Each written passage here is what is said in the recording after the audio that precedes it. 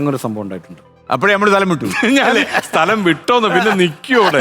ഞാൻ വന്ന് സുരാജിനെ പറയാത്തൊന്നുമില്ല. പക്ഷെ അതൊരു അംഗീകാരമായിട്ടാണ് ഞാൻ. അത് സൂപ്പർ. കാര്യം നമ്മുടെ മുഖം കാണിച്ച് ആ കൊച്ചു പേടിക്കണമെന്നുണ്ടെങ്കിൽ ആ സിനിമ അത്രയധികം ആ കുട്ടിയുടെ മനസ്സിൽ കയറിയിട്ടുണ്ടെന്ന്. അതെ അതെ അതെ. അല്ല, അത് കണ്ടവരെല്ലാം പേടിച്ചിട്ടുണ്ട്. ഒന്നാമത് എന്നാ മാതിരി ചവിട്ടായിരുന്നു ചവിട്ടി. കോഴിക്കോട് കോട്ടയത്ത് പക്ഷേ പറഞ്ഞ അല്ലേ, എന്നാ ചവിട്ടാണ് ചവിട്ട്. ട്രിവാൻഡ്രം നിന്നുകൊണ്ട് ഷാജോൺ നീട്ടി ഒരു വിളിക്കുന്നു കഴക്കൂട്ടത്തേക്ക്, അമ്മാവാ അമ്മാവാ. അയ്യോ, പ്രേംകുമാർ. അതെ അതെ അതെ.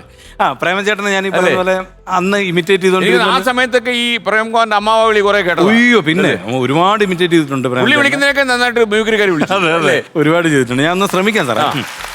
അമ്മാവാ വല്യമ്മാവാ, ക്രൗഞ്ചപ്പക്ഷികളെ അമ്പെയ്ത് വീഴ്ത്തുന്ന കട്ടാളനല്ല ഈ കക്കിക്കുള്ളിൽ. ഒരു കവിയുണ്ട്, ഒരു കലാഹൃദയമുണ്ട്.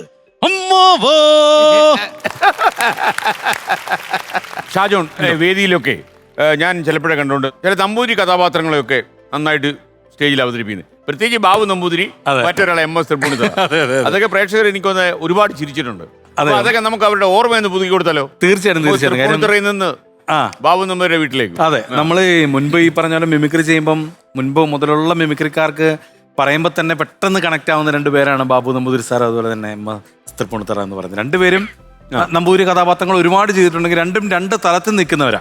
അപ്പൊ ഞാനിപ്പം പെട്ടെന്ന് ഓർമ്മ വരുന്ന മുൻപ് ചെയ്തുകൊണ്ടിരുന്നതാണ്. പക്ഷെ പലർക്കും ഇപ്പം കണ്ടിട്ടില്ലാന്ന് തോന്നുന്നു, പുതുമയായിരിക്കും എന്ന് ഞാൻ വിശ്വസിക്കുന്നു. ബാബു നമ്പൂതിരി സാറിന്റെ ശബ്ദം എന്ന് പറഞ്ഞു കഴിഞ്ഞാൽ വളരെ സൗമ്യനായിട്ടും എല്ലാം സ്വസ്ഥമായിട്ട് രഹസ്യമായിട്ട് പറയുന്ന ആളാ. സത്യത്തിൽ ജനക മഹാരാജാവിന്റെ വില്ലൊടിക്കണമെന്ന് കേട്ടപ്പോഴേ എന്റെ കർണത്തടിക്കുന്ന പോലെ എനിക്ക് തോന്നിയത് എന്ന് പറയുന്ന ഒരാളാണ് ബാബു നമ്പൂതിരി സാർ. പക്ഷെ MS തൃപ്പൂണിത്തുറ എന്ന് പറഞ്ഞ നേരെ ഓപ്പോസിറ്റാ.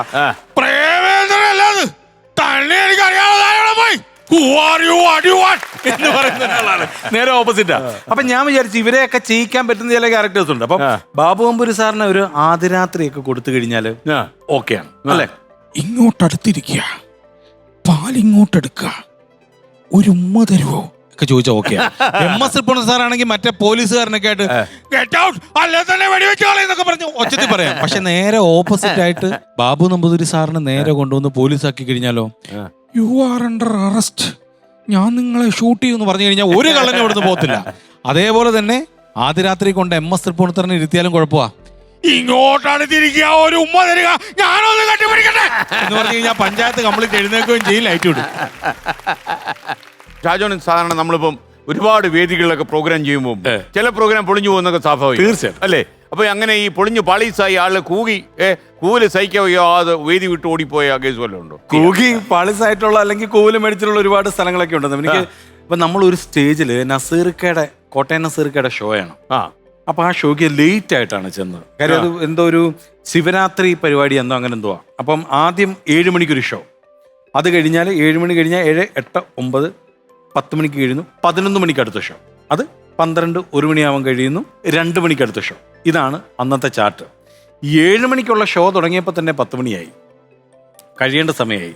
ഇതനുസരിച്ച് അങ്ങോട്ട് പ്രോഗ്രാമുകളുടെ ഇത് കൂടിക്കൊണ്ടിരിക്കുക. അപ്പം ലാസ്റ്റ് ഷോയുടെ അവിടെ ചെന്ന് കഴിഞ്ഞപ്പോൾ അറിയാം അടി ഉറപ്പാണെന്നറിയാം, അടി ഉറപ്പാണെന്ന്.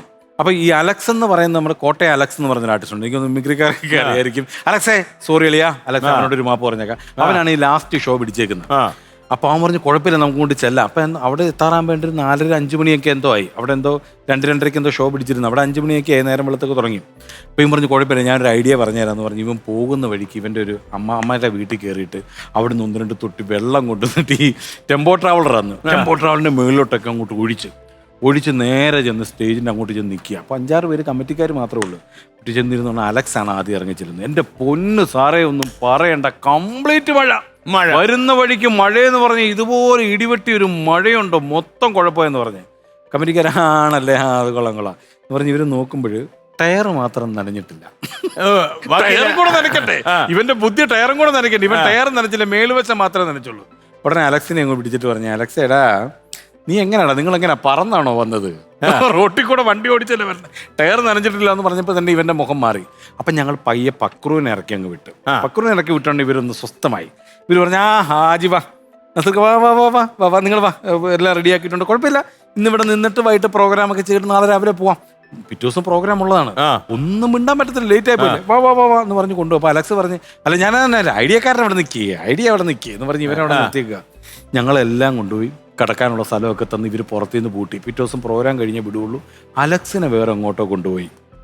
കുറച്ച് കഴിയുമ്പോൾ ഞങ്ങൾ പറഞ്ഞു, അതേ മഴ കൊണ്ടുപോയി നാളെ വേറെ മഴ ഐഡിയ പറഞ്ഞ ആളെ വേറെ കൊണ്ടുപോയി. അപ്പം ഞങ്ങൾ വേറെ അലക്സിനെ പോയി നോക്കണ്ടേ എന്ന് പറഞ്ഞുകൊണ്ട് ഞങ്ങൾ അവിടെ നസീർക്കാട് 1-2 ഫ്രണ്ട്സ് ഉണ്ട്, അവരോട് പറഞ്ഞു, എടാ നിങ്ങളൊന്ന് പോയി നോക്കി, അലക്സിനെ അവർ ഇടിക്കുന്നുണ്ടോ ഇടിക്കരുതെന്ന് പറയാം, കുഴപ്പമില്ല നാളെ പ്രോഗ്രാം ഉള്ളവർ അവൻ ചത്തുപോകുമെന്ന് പറഞ്ഞിട്ട് ഇവന്മാരെ പറഞ്ഞിട്ട് ഇവർ ചെന്ന് നോക്കുമ്പം അലക്സിനെ റൂമിനകത്ത് പൂട്ടിയിട്ടേക്കുക.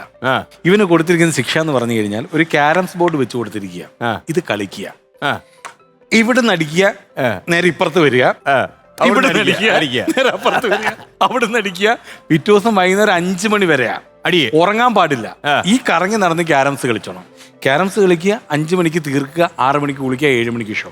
ഇതായിരുന്നു അന്നത്തെ കണ്ടീഷൻ. അല്ല പിറ്റേത്തെ പ്രോഗ്രാം പ്രശ്നമായോ? പിന്നെ അത് പ്രോഗ്രാം ഒക്കെ ഗംഭീര ഷോ, നസീർക്കട കോട്ടയം നസീർക്കട ഷോ അല്ലേ, പ്രോഗ്രാം ഒക്കെ ഉഗ്രനാണ്. നമ്മൾ ചെല്ലാൻ ലേറ്റ് ആയപ്പോ അതാണ് പ്രശ്നമായത്.